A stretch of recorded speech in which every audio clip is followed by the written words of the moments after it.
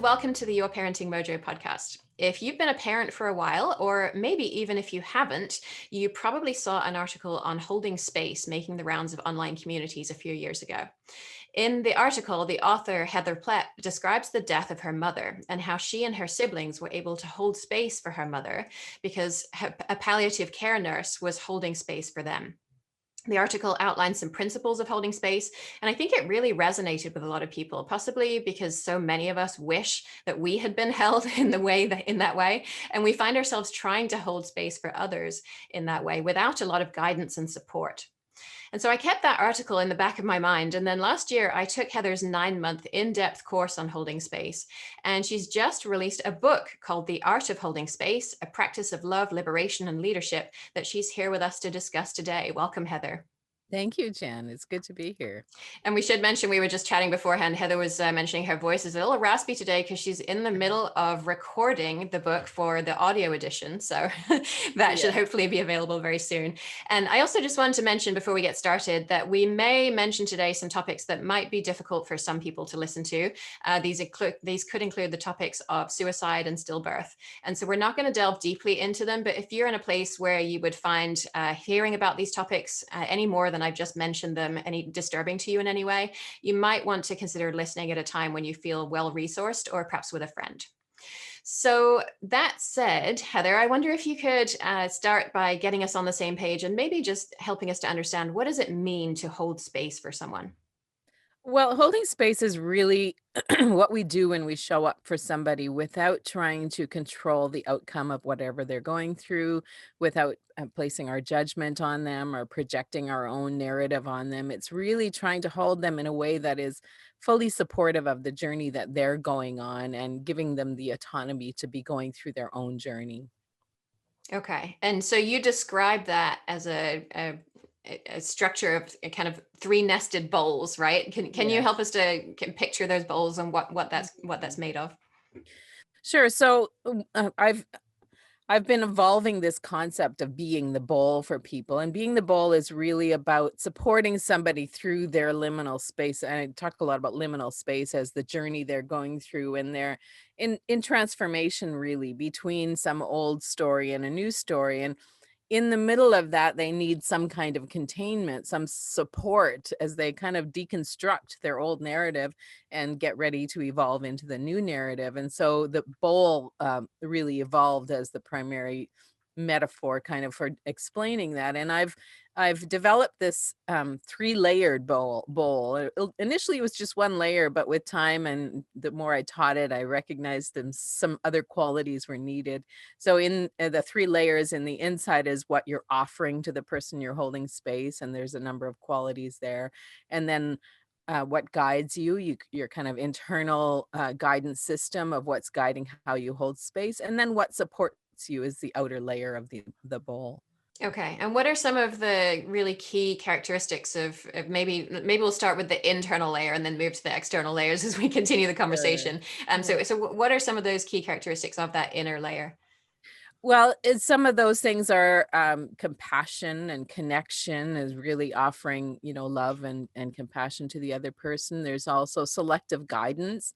And I use the qualifier selective in front of some of these quite intentionally because I want it I want to really help people understand that it's not giving them tons of guidance, but it's using your discernment to pick only the little pieces of guidance that they need. You mentioned the palliative care nurse, for example, and she came with a little bit of guidance to help us understand the process of mom's dying, really, is what we were supporting.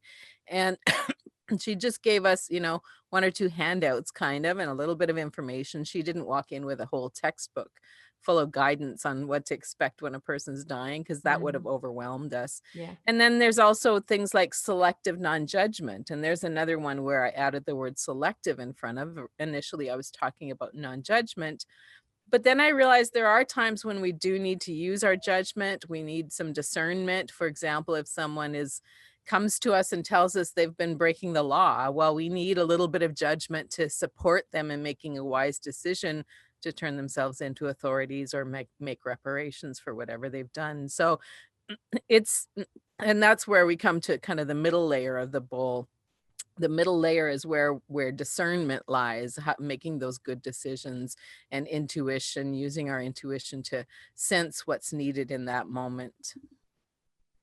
Okay.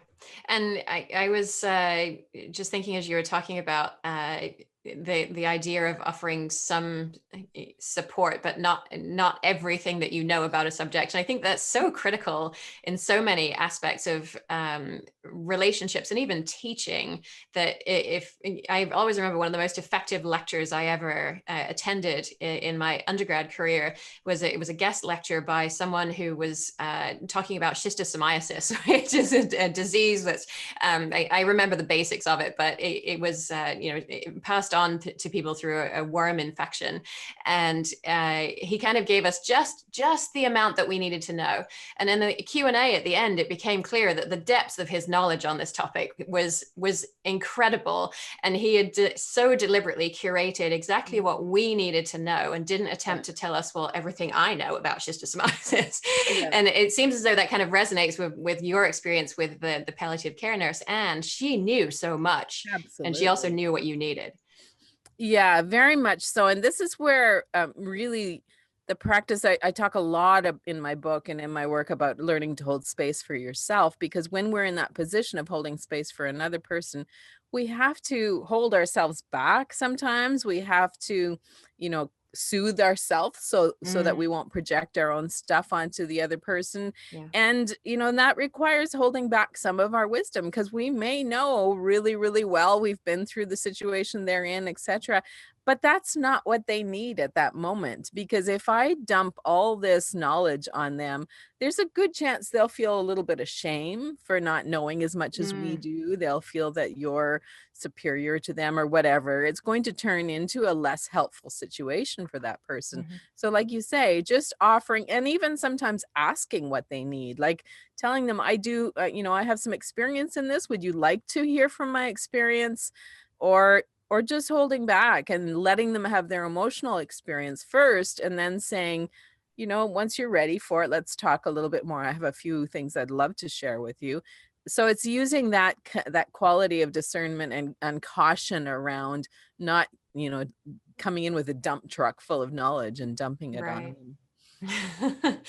And so I want to go back to something that you mentioned very early on in that definition, and that's the concept of liminal space, which I think Yeah. is really central to this. Can you just tease apart a little bit? What is liminal space, and what kinds of situations does that refer to? Yeah. So liminal space, it comes from anthropology, and in anthropology there's a term limen, which means the space in between. And really the way they started using this term and defining it was when they were researching cultures where there was some where they would have rituals around some transition points in a person's life. For example, if somebody was coming of age, a young person was emerging into adulthood, they were researching these rituals at these transition points, and noticed the threshold ritual was really a important part of the ritual, was the space between the old story and the new story. So it wasn't just a crossing directly to the new story, that the ritual would include them going into the woods for a vision quest, for example, or going away for some silent time, or there was something that marked that time, because there really is this space of emptiness in between what once was and what will be. And the metaphor that I've really adopted for this is the process of the caterpillar turning into the butterfly, because in between it doesn't go directly from caterpillar to butterfly. It has to go through this chrysalis stage, which is really it deconstructs into this messy this gel apparently inside the chrysalis. And that's kind of reminiscent of what we do when we are transitioning, and that it's very vast what this can apply to. It could be when your children are moving away from home, or it could be when you're giving birth or changing a job or getting a divorce, or there's so many different liminal spaces. I think right now we're kind of globally in this liminal space that the Mm. pandemic has kind of thrust on us. We're in between, what we used to know as reality and what we don't yet know and understand. Yeah. And it just the breadth of the kinds of circumstances you just described. I mean, this is something that's prevalent throughout our lives, and I was really surprised to see that you quoted in the book, and surprised and interested, I guess, that you quoted Franciscan friar and author Richard Rohr. Mhm. And he describes liminal space. I'm going to read his quote. When you've left the tried and true, but have not yet been able to replace it with anything else. It's when you are finally out of the way. It's when you are between your old comfort zone and any possible new answer. It is no fun. And it's that last part. It is no fun. I was so struck by that because change is the one constant thing in our lives. It's the only thing that we can be sure of. And yet we get so hung up on this search for stability and this search for holding things comfortable and stable, and it's just impossible to do. And I'm wondering, why haven't we developed better skills for dealing with liminal spaces? And I guess implicit in that is the question, why do so many of us learn about this concept through your viral blog post and not because this is something that is just handed down to us as a part of our culture? That's a really good question, and I wish I knew a succinct answer for it. I think there's a lot of layers. I think that there's this human nature to just want things cleaned up and not messy, and Mm. so we look for the cleaned up version of our lives. We've created it's really cultural though too, especially in Western cultures. I find I've traveled a fair bit in more developing countries where they wear their messiness out front. Like, they don't hide it the way that we do, but we've developed this cultural value around perfectionism, around, not showing our messes. We don't invite people into our homes when they're messy. We clean up our front yards. I was wrestling this weekend, for example, with my environmentalist daughter wants me to leave the leaves on the grass because it's more environmentally friendly, but I'm noticing my next two neighbors have both clean theirs, rake theirs clean, Up and to I'm the kind of line so it's clear. I'm wrestling yeah, exactly, I'm wrestling with being the messy yard, and Mhm. this is the cultural value that we have about being, showing our best front, and I think there's many layers to that. I think some of it is our capitalist culture. We can always buy more comfort, we can always buy more ease, we can buy things to replace the broken things in our lives, and, to some degree, capitalism and the marketing system around it has helped foster that in our culture because we always need to buy more to replace things and to fill our void, etc. We're not supposed to have uncomfortable lives. We're supposed to buy the newest and most comfortable and, etc. thing. And so there's so many layers of complexity. And when I think about even in our classrooms in our school, like when our kids are in high school, we're pressuring them, what are they going to be when they grow up? In high Well, they have school, no my daughter's getting idea. this question and she's 6. They're supposed to have their lives planned out for them. Yeah, at Yeah, 6. Like, yeah. it's really kind of ridiculous that we're not talking to them at that stage about the complexities of life and about how they're gonna have to learn to be resilient and weather the storms, and it's not just going to be an easy path to some magical career and this, happy family. Yeah, and just a couple points to pull out further in what you said. I'm just thinking of funerals in other countries where, I mean, people are just exposing the rawness of their soul, and funerals here in Western countries, I mean, it's very buttoned up, and a tear Mhm. might escape, and maybe there would be a little bit of crying, but there you got to keep it, you got to keep that locked down, right? Buttoned up. Yeah, no, and we with both of my parents have passed, and we tried to do things a little bit counterculturally, actually, and you referred to the palliative care nurse who is there supporting us with mom dying, and one of the things she said, for example, is that you can keep your mom's body in the home as long as you want. You don't have to call the funeral home right away, and it's funny, but that was a surprise to us. Like, we Mhm. just had this assumption that you gotta clean up the body right away, and we've built those kinds of and so we didn't call right away. We kept her body there and let like her sister and significant family members come and sit with her before we called the funeral home. And also with my dad, when he passed, my brother really wanted to be the one to cover the coffin with the dirt, shovel the dirt onto the coffin. And for the rest of us, it felt Oh, that's not something the family should be doing. There's this weird cultural, and yet we chose to do it. And it turned out to be really, really meaningful practice as a family to do this. So, yeah, we have to mess with conventions sometimes to find a little bit more of that mess, to be in the mess of Mm. the complexity of life. Yeah, and what you said about your mom and you don't have to call a funeral home right away reminded me of when my daughter was born. And the accepted way is, okay, immediately after she's born she gets whisked away and weighed and checked and all the rest of it. And it was the doula that we hired that said, you know what, you don't have to do that, you can request some Mhm. time before that is done. And so we did that, and that was such a special memory to me, of that period of time when, I mean, that's an incredibly profound liminal space in many women's lives. Yeah. Yeah. So, and then just we've talked a little bit about death, and I also want to make the point that liminal spaces can happen with changes that we might traditionally think to be positive as well, like a new job that you've hoped for over a long period of time, and maybe it puts you in a different role related to people in a different way, and that changes how they see you and how you see them and what you're doing. And it seems as though that's a really overlooked liminal Yeah. space, because we're supposed to project this, oh yeah, I have a new job and I get paid more money and everything's great, and that's not always the case. It's true. Liminal space can be I can remember times when I would go through a significant change and something I was really looking forward to, and then I'd find myself in some grief over it. It's like, "Oh, this isn't right. I'm not supposed to be feeling this." Yeah.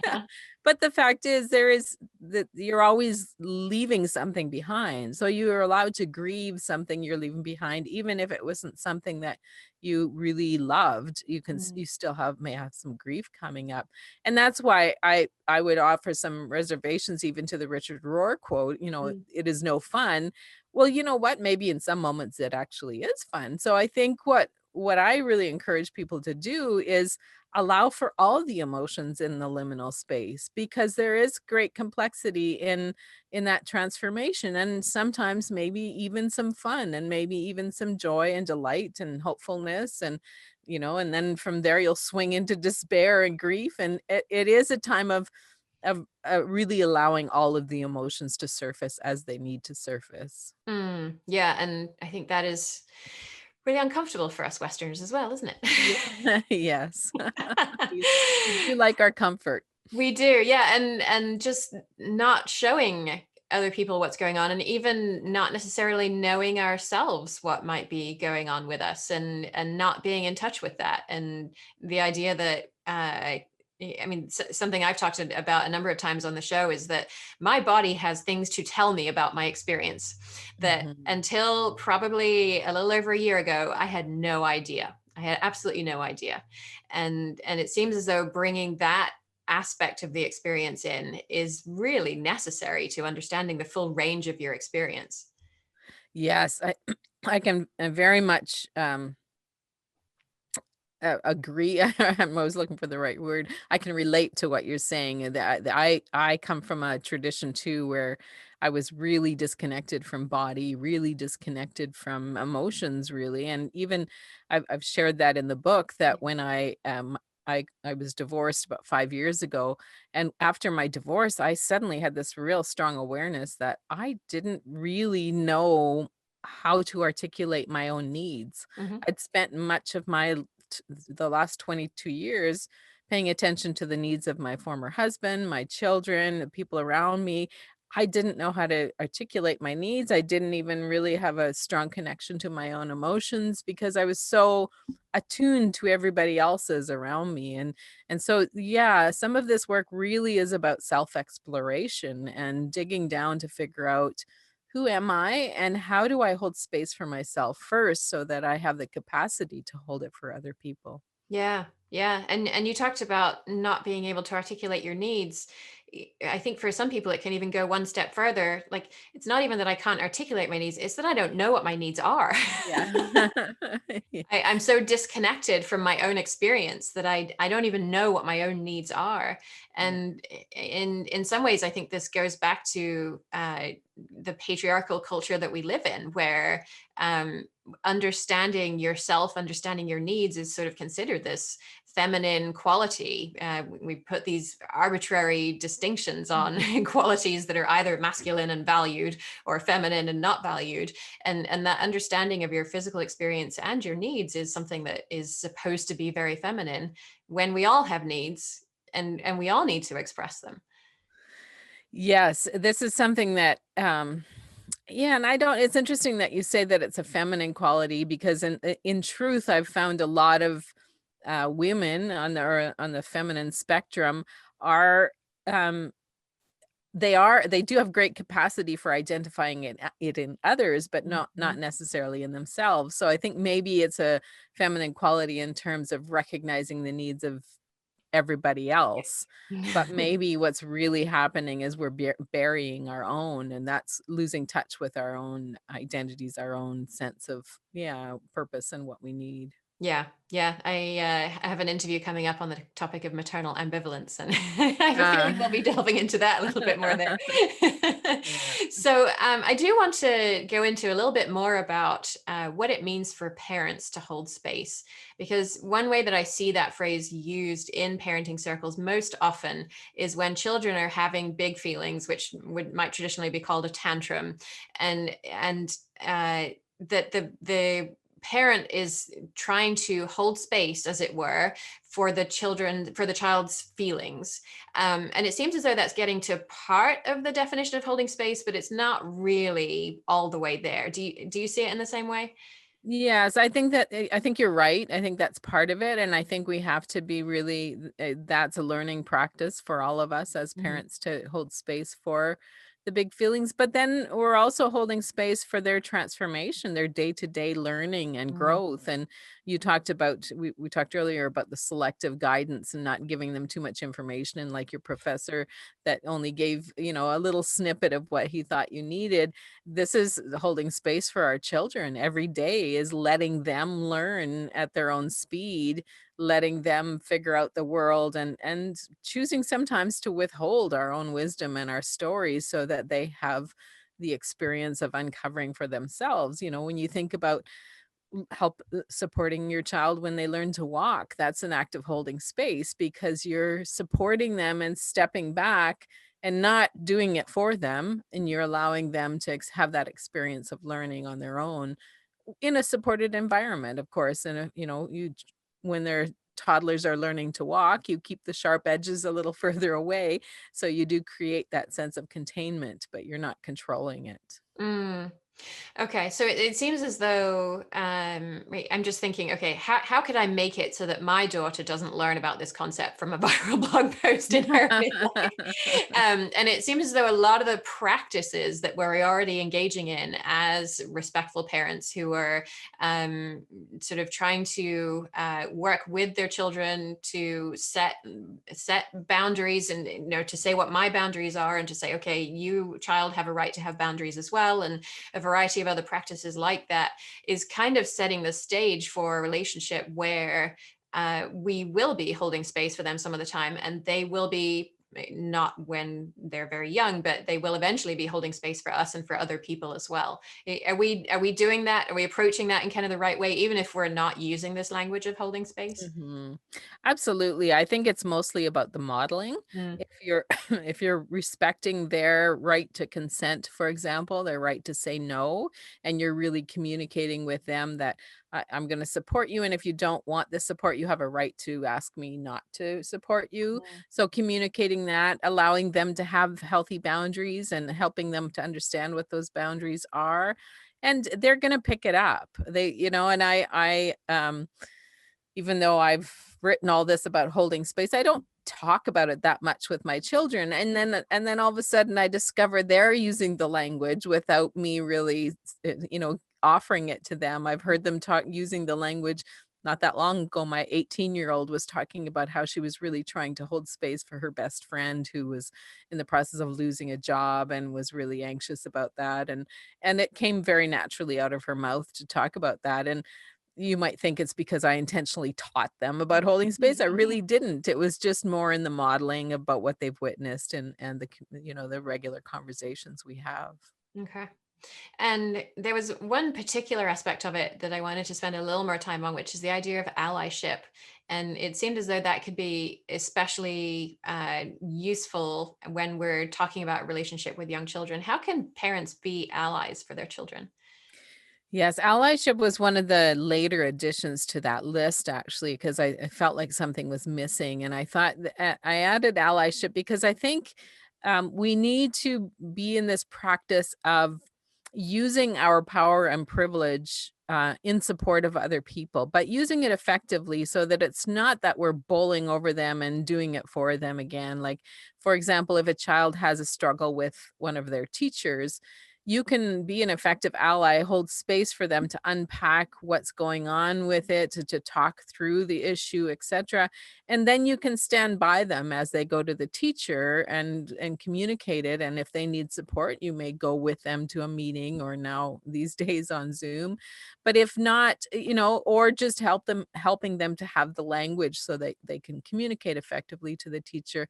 It's different than taking over and fixing the problem for them. It's walking alongside them and supporting them in finding their own solutions. Mm, yeah, I think that's such a powerful idea when it comes to interacting with children, because the tendency, I think, is to we just want to make it easier for our children, right? We don't want them to have to struggle when actually this part of struggle is, it's not just normal, it's desirable that there be some kind of struggle, because if we make it so they don't struggle through their whole life, then will they learn how to struggle later on?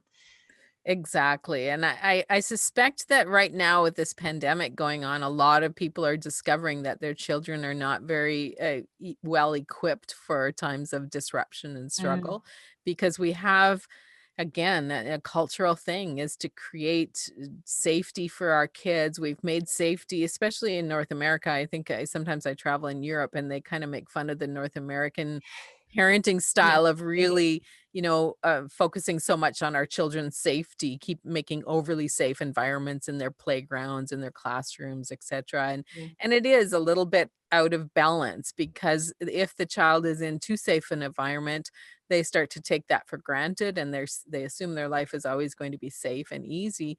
Well, we all know that that's not going to be the case. Mm. And so they need to have some access and we need to be able to talk about those things early on and not just fix their problems for them so that they have some resilience and capacity to handle the really difficult things that will inevitably come to all of us. Yeah, yeah. Oh gosh, what you said about the pandemic showing us this reminded me of something. I think it was a New York Times article that was describing teenagers who were not able to attend their traditional high school graduation because the schools were closed down, and they were just absolutely heartbroken over this. They felt they'd been cheated out of this, this experience that was due to them, and there was very little sense of resilience of being able to put this in perspective.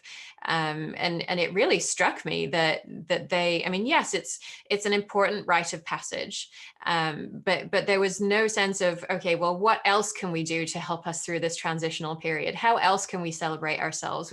What other resources do we have here? It was a real lamenting of this one thing that I've set my mind on that I was going to have, and I'm not allowed to have it.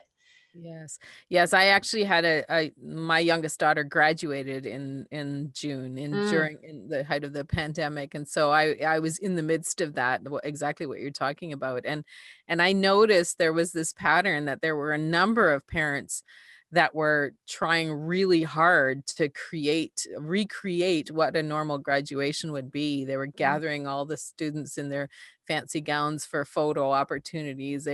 One of them rented out the golf club, mm. to host a big party and stuff. They were really trying to build and recreate what a normal grad would be, and while I appreciated their efforts, there was also that, oh, that typical parenting thing of I've got to make this easy and good for the child instead of how can I support my child in actually adapting to what's going on. Yeah. Yeah. And so I think that this concept of holding space is even more applicable. We've talked about the parent-child relationships, but it can be even more applicable in relationships between parents, both parents who are in coupled relationships, as well as parents who are friends who are supporting each other in a non-romantic relationship.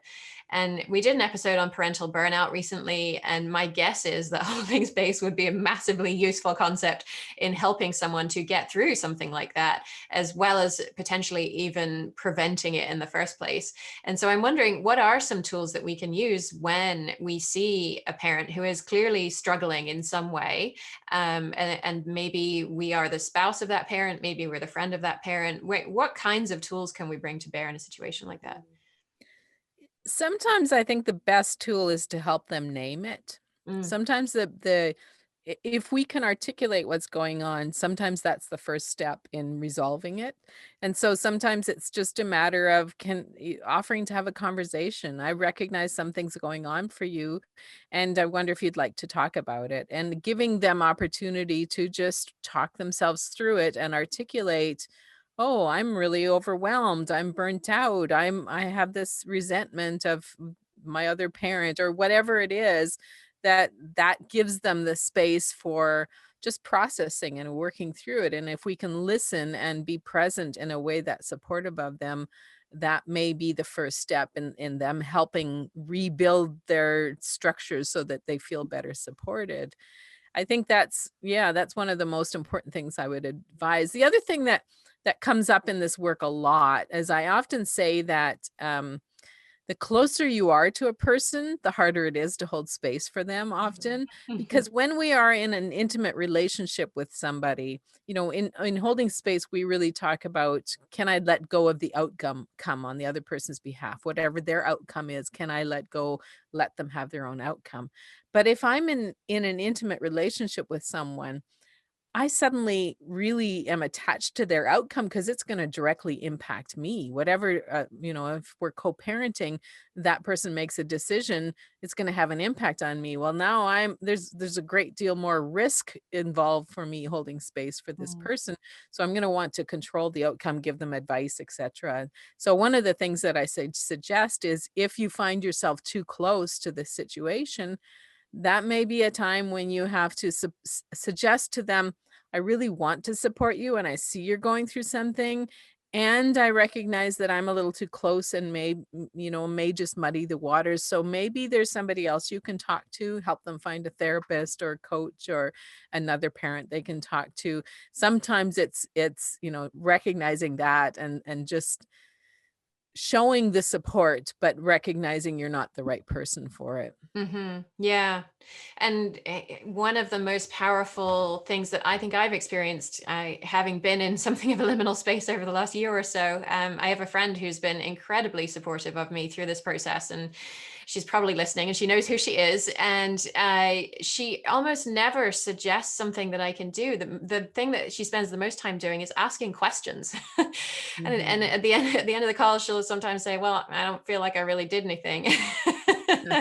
Do you see that paradox a lot where the person who is doing the holding space is doing something that to them doesn't feel as though it's actually doing very much, and to the person on the receiving end, it's just the thing that helps them to process what they're going through? Absolutely, all the time. In fact, I early on in this work, I wrote a blog post that said, it was called "Sometimes Holding Space Feels Like Doing Nothing." And Mm, that's really because holding space often is about withholding ourselves from the situation so that the other person can have their experience. So if I've got to, bite my tongue regularly in a conversation in order to hold space for you, it may feel like I'm offering you nothing. mhm, But what I am offering you is a space where you're not feeling judged and where you're feeling like you can process things and you're receiving good questions that help you unpack, like you say about your friend. That's mhm. exactly it. Can I ask a question that you maybe haven't thought to ask yourself? Right. One of the best ways to hold space for that person. And I think we all need to get more and more practiced at that act of doing nothing as we show up for other people. Yeah. It's very tempting to want to walk in and share everything we know, isn't it? As we talked about. And then it seems as though so we've talked a lot about the middle section of the bowl that you describe as your sort of visual analogy. And then the next section is the what guides you section, right? Mhm. And for reasons I think that we've already discussed a little bit, that one I think is the hardest one. It was, at least for me, to grasp, just because it does rely on these traits that are sort of more associated with feminine energy, which is less important in our culture. Mm. And I think intuition and humility were the first of those things that came to mind. Do you see it the same way? And how can we help people to get more comfortable with that middle section of the bowl? Yeah, so those are things like intuition, discernment, humility, courage. I can't remember if there's any I'm missing. Don't have it. I need to attack those in front of me for Yes. these kinds of interviews.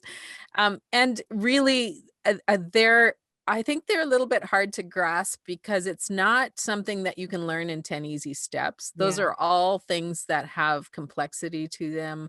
They're all things where you really have to learn to trust yourself when you're using your own discernment, for example, and humility. Well, who wants to sign up for a course on being more humble? None of us are rushing to sign up for that course. So there is this, yeah, there are qualities there that are challenging for all of us, and they're all qualities that have increasing depth as we get older and as we learn more. None of Mm. them are simple, if I take this course, I'm going to master this quality. No, it's something that we're getting better and better at the more we pay attention and learn. Yeah, so it's more of a continued practice than a thing to learn Yes, immediately. exactly. Yeah. That's why as I've been developing the coursework around this, and you've mentioned taking the course with us, and Mhm. we've just this year launched our certification program in holding space. And it took me quite some time to really develop a learning curriculum and practice for this because it is so much about practice. It's about showing up and doing it. It's not something that you can learn in 10 easy steps or be tested on at the end of the year, etc. It's a really deepening practice. Okay. And then the outer of the three sections of the bowl are the things that support you as you hold space for somebody else. What are some of those things? So there's only two things in that outer circle, and I call that mystery and community. Mm. And mystery is just this quality of whatever is bigger than us. And whether spiritual language works for you, you may call it God or goddess or Allah or Buddha, whatever concepts work for you. Or if you don't use spiritual language, it may be the universe, the earth, the natural world, all whatever is outside of us that's bigger than us, is involved in that mystery of just recognizing that we're being held by something beyond us. And that's where humility comes in, to recognize that greater force in the world. Call it love if that works for you. Mm. And the other one is community. And I think those are really closely intertwined. Community is whatever the greater community you have in support of you, your own family. When you let's say I show up in my job as a coach, I'm holding space for someone, and then I need to be able to come home and unwind with my beloveds, with my friends, with my community. And to some degree, that's also, I include our ancestors in there who got us to this place, or it might be your animal, your pets, or if you're a farmer, it might be your sheep or whatever that are holding space, the bigger community that you're part of that supports you and helps you be resilient. And you also had mentioned in the book about slow journeys as being a recuperating mechanism for you as well, right? Yes, this is something I've really come to practice more and more, is how do I how do I slow things down so that I have time to process, especially after I've done a big retreat or a workshop. I almost always will book an extra day somewhere in a quiet place. I will even take trains home instead of planes sometimes when I used to travel, of course. Right now everything is closer to home. But I do that intentionally, really, to just give my mind time to unwind from this work, because we do a lot of emotional labor when we're holding space, especially if we're teachers or retreat hosts. And we need to release that. It's kind of this gradual releasing process of whatever energy you've taken on in that process. Yeah. Yeah. Okay, I wonder if we can shift gears a little bit and talk a little bit about boundaries. Uh-huh. And you're right about the importance of holding space for ourselves, and I think a big part of that is related to boundaries. And by the time this episode is published, we will have released an episode, which is an interview with Xavier Dagba, where we talk about boundaries and what they are and why it's so hard for us to create and hold them. In many cases, because our own parents didn't model having boundaries at all. And so I'm wondering if you can tell us how you see the practice of boundaries, of creating them and having them and holding them, relates to this work of holding space, and how can we get better at doing that? Yes, boundaries are so important to this work because we need to understand the other person's boundaries so that we can offer them the autonomy that we talked about earlier on.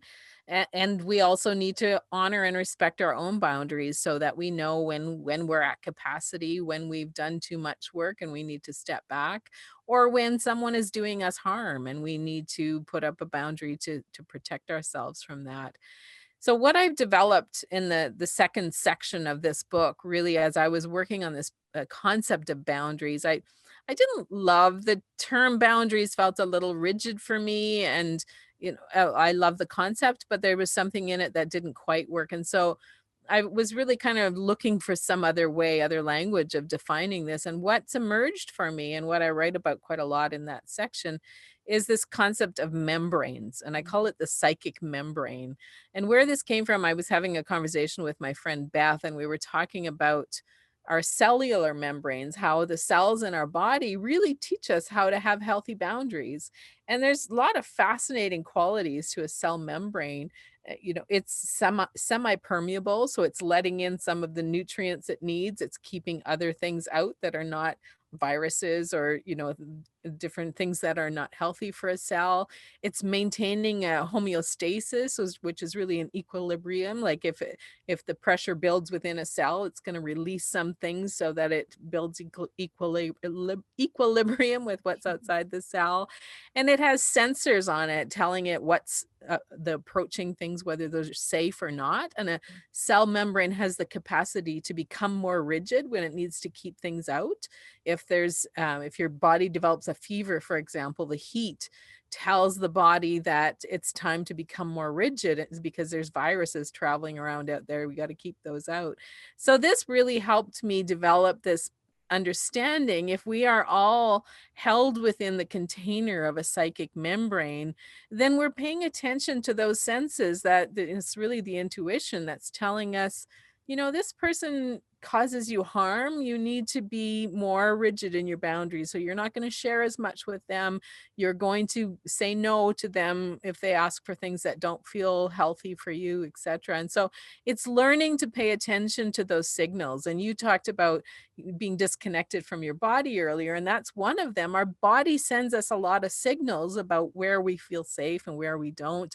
When we learn and when we really lean into practicing and understanding of that, then we get better at being healthy and maintaining what we need to keep us healthy. Yeah. So it's a lot of, again, about understanding yourself then, right? And then using that understanding to inform your interactions with other people. Yes, absolutely. Because if I don't understand myself, then I'm going to be inclined to project my own stuff onto other people, or I'm going to misunderstand them because I'm going to make assumptions that they're the same as I am, etc. But so yes, a lot of this work is really, and this is why in the course that I teach, the 8-month program, the second module is on holding space for yourself, and people are often quite surprised by that module because they don't expect such deep work is necessary to I do. remember that moment. And yet it's inevitable. We have to go into our own stuff, unpack some of our own baggage in order to be better at holding space for other people. Yeah, and I think another area where this comes up is boundaries that, I mean, you talked about the viruses, and the boundary becomes less permeable when there are viruses around. And I know I have a number of listeners who have difficult relationships with various family members, and aren't really sure how to navigate that process. They want their children to have interactions with these family members because their family. But at the same time, maybe the parent is finding it very difficult to have these ongoing interactions. And even the interactions between the family member and the child are continuing to be very difficult. And so just knowing where to have a boundary in that kind of really multifaceted relationship it seems like it's really hard. It is, yes, that can be really complicated, and I understand that challenge, and I've had to work with it through it with my daughters in some regards as well. And one of the things I'll say about it is there are no perfect ways to do this. Everybody is complicated. The people we're in relationship with are complicated, and so cut yourself some slack because you're not going to find the perfect solution for the problem. You're going to navigate it the best way that you can. And learning how to be a more effective communicator is one of the ways that I suggest that people navigate these things. I just quote it very briefly in the book, but I think his name is Bill Eddy. He has a book called it's about dealing with high conflict individuals, Hmm. and the advice that he gives for communicating with people who tend to be high conflict, and those are the people who are quite reactive or coercive or manipulative or passive aggressive or whatever those situations are. He says adopt a communication style that he uses the acronym BIFF, BIFF, brief, informative, friendly, and firm. Yeah. And it's just such a clear way of, yes, I don't need to give them too much information. I don't owe them that. And yet I can still be friendly. I can be firm and state what I need to state and not get into that messiness of always being in a debate with them or whatever it is. Mm-hmm. Yeah. And that kind of leads us nicely to the idea of hijacking space, which I think is something that you've added more recently to your thinking on this and to the model. And I think it's something we probably all do at times. And I was actually wondering if I did it to you already in this Oh, conversation. And before we started, you were explaining how your voice is raspy because you've been recording, and I wanted to kind of empathize. And yeah, there are periods of time when I've done days of recording for courses, and I just thought, oh my goodness, did I just hijack Heather's space by telling her that? And so I think we all have this tendency to do it all the time, and especially with our children, because we kind of feel, well, we know what's the right way to do something, and we're going to support them in that way, when actually their need for support is very different, and they don't want to be supported in the way that we think they should want to be supported, or that we would want to be supported. Yeah. And so I'm wondering, I get you, feel free to tell me if I did hijack your space, but in the parent-child relationship specifically, since there is that additional dynamic there, how can we know if we're hijacking space from our child? Oh, such a complicated question, and I'll tell you right off the bat, I didn't experience it as hijacking. It You was can let excellent yourself empathy instead, was it? let yourself off the hook there, because I don't think there are clear lines of what Mhm. is and what isn't. And this term hijacking, this really evolved. Somebody asked me quite some time ago, what's the opposite of holding space? And I Mhm. really wrestled with it and had a few different terms I played with and landed on this one of hijacking space. Because when we hold space, we're offering the bowl, we're holding the bowl for them. When we're hijacking, we're really putting the lid on the bowl, we're controlling the space, and Mhm. now we're directing what's going on in the space. And so hijacking, I mean, how do we know when we're doing it with our children? Well, I'll be honest right up front and say that 2 weeks ago I totally hijacked space on my daughter, and she didn't tell me. And 2 weeks later, I sensed that there was some resentment going on, and Mm. she finally admitted it a few days ago. And I totally screwed up in the conversation, and she was right. I'd messed up. And so, I'll say that even though I've written the book on it, I'm still regularly finding myself in situations where I'm inadvertently hijacking space, especially with my daughters, because we do want them to have good lives. We want to give them good advice. We want to, you know, uh, ease their pain sometimes. And that's what this was, a situation where she was really struggling with something. And I offered a solution far too quickly and didn't hear the actual pain that she was going through. And it's usually out of some good intention that Yeah. we have, especially as parents. And so it's just practicing. And one of the important things is allowing your kids to have the language, helping them adopt the language that they can tell you how they feel about it, giving them permission to say, "Mom, in this moment, I don't feel you're listening to me." Mhm. That's a powerful tool in a child's hands. And how much did any of us have permission to say that to our parents? You know, I can't imagine articulating that, but I've tried to create an environment where with my kids where they're allowed to challenge me.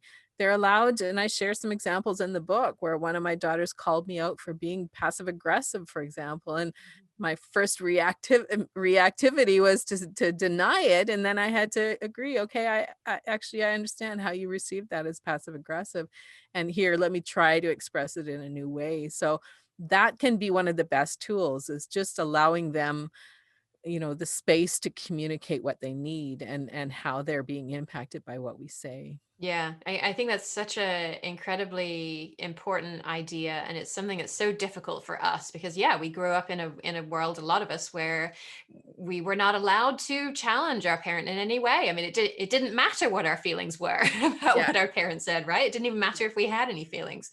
exactly. That whatever they said was the thing that was going to happen, and there was no space for any other interpretation.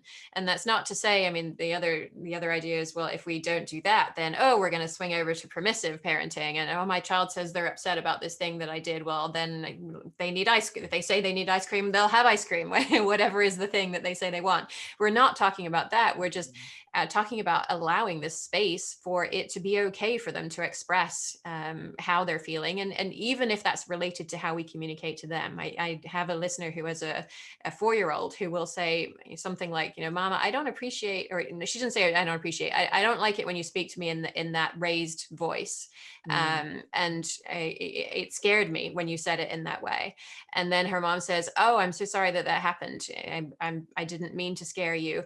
And how can I express that I was worried that you were going to fall in a way that would help you more next time?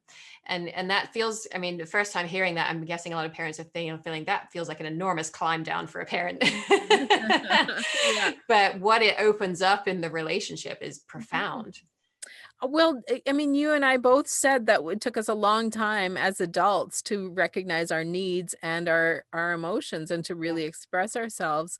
Well, that's because we didn't get permission when we were children. I can only be hopeful that our children are we're giving them these opportunities to be more articulate and to honor how they feel and what they need, and they'll be better, they'll have more capacity as adults and won't need to discover this when they're in their 40s or Yeah. 50s or whatever stage. Mm. Yes, that will be a nice world. So, as we sort of head towards a conclusion, I want to talk about something you called the spiral of authenticity, which you say came out of a realization that you had when your son Matthew was stillborn. And you said, I'm going to quote, you found yourself wondering, where did I go wrong? How did I end up making so many choices that don't align with my real interests, values, and desires? How did I end up a 34-year-old who doesn't know who she is? And I think that again goes back to the conversation I had with Xavier Dugbo, where we discussed the same idea that you describe, that safety and belonging take precedence over this expression of unique identity. And I think that the implications for how we raise our children, if we want them to have a different kind of experience than the one we had, is so deep. So I wonder if we can just kind of draw a conclusion here for parents who are listening to this and thinking, okay, what are the most important ways that I can ensure that my child is having a different experience from the one that I had, and that they understand this concept of holding space. They know that am here to hold space for them, and they will have the capacity to hold space for others as they move forward in life. Mhm. I think one of the answers to that is in the one of the bowl qualities, which is bearing witness, is Mm, really about seeing and witnessing the other person as a whole and unique individual. And that's what we can do for our children if we allow their identity to be expressed early on and not shame them for it and not try to hide who they are. That can go a long way to helping them live more authentic lives. Because as I express in this concept you're talking about, this spiral of authenticity, we early on, like we have those three primary needs: safety and belonging and identity. And early on, many of us learn that in order to maintain our safety and belonging, we have to give up pieces of our identity and live in ways that aren't authentic to us, because we got to follow the rules of our home. We got to do certain things to keep our parents happy, our teachers happy, et cetera, et cetera. Mhm. Well, if we can create environments where that child's identity can be expressed early on, where we don't shame them for the big emotions you said earlier, those kinds of things, where we allow the expression of the emotional experience to be held well. If we're doing our best, and we're going to mess up occasionally, but if we do our best to not squash that early on, I think that they will have I hope that they will will have an easier time Mhm. later in life and won't find themselves as disconnected from themselves, as I Mhm. expressed in that story. Yeah.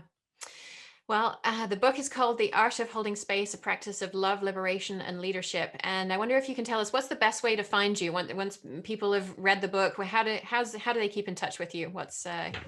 What social media are you most active on, or does it all flow through the Center for Holding Space these days? Yeah. So I'm most active on Facebook. I tend to be in Instagram. I'm also on everywhere you can find me as Heather Plett, but we're also evolving Center for Holding Space. And so a lot of, like, the book, for example, is housed at centerforholdingspace.com. Our programs are all housed there, the training that we do. I still have my own website, heatherplett.com is kind of my author website, but if you're looking for the content, a lot of it is navigating over to Center for Holding Space. Awesome. Well, thank you so much for coming and sharing that with us. Going through the course was really a pretty profound experience for me. And I'm so glad that you've written the book to share it more broadly with the world as well. So thank you so much. Thank you. It's been a pleasure. And so you can find a link to Heather's book as well as to the Center for Holding Space at yourparentingmojo.com/holding space.